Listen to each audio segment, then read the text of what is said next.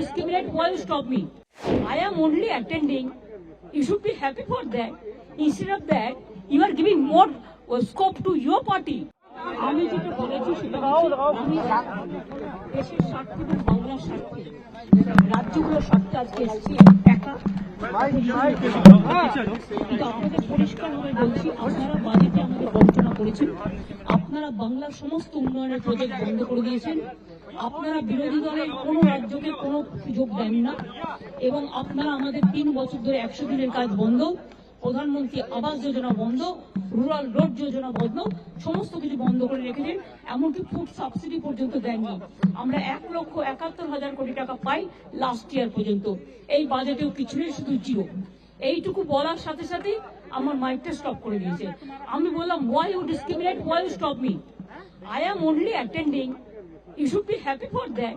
Instead of that, you are giving more scope to your party, your government, and you only me on behalf of opposition, only I am there, and you stop my mic. আপনি আমার mic বন্ধ করে দিচ্ছেন। আপনাদের এই বঞ্চনা আমি মানি না, তাই মনে রাখবেন আমি চললাম।